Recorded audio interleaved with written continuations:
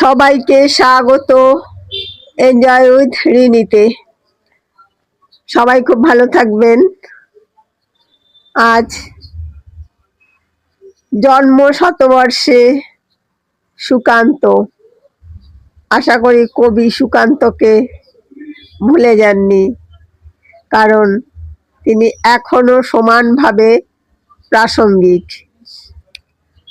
বাংলা কবিতার ইতিহাসে কিছু নাম আছে যারা দীর্ঘ জীবন পাননি, অথচ তাদের কণ্ঠস্বর সময়ের চেয়েও দীর্ঘ। সুকান্ত ভট্টাচার্য সেই বিরল কবিদের একজন।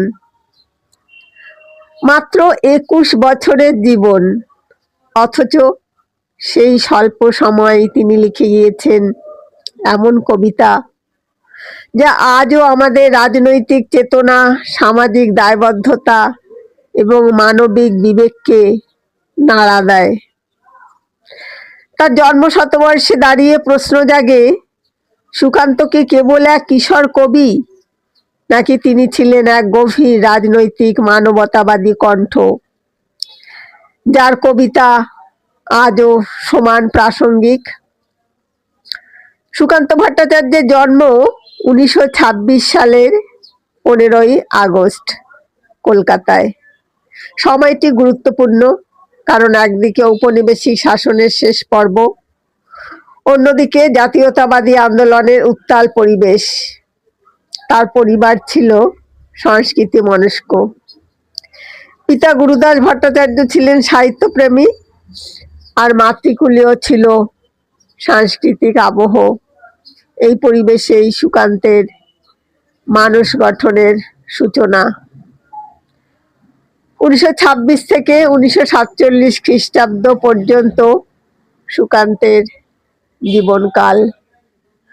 পরিসরের দিক থেকে খুবই স্বল্প এই সময়, অথচ ব্যাপ্তির দিক থেকে তার সুদূর প্রসারী। একটু অন্তর্মুখী লাজুক প্রকৃতির মানুষ সুকান্ত কঠোর বাস্তবের মুখোমুখি দাঁড়িয়ে সমাজকে বিশ্লেষণ করেছেন সমসাময়িক রাজনীতির তত্ত্ব ও তথ্যের সাহায্য। শৈশব থেকেই তিনি পাঠ্যাভ্যাসে আগ্রহী ছিলেন।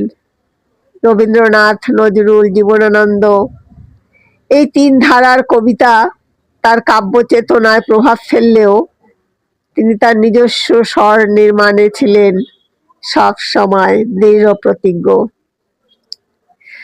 সুকান্ত ভট্টাচার্য বড় হয়েছেন দ্বিতীয় বিশ্বযুদ্ধ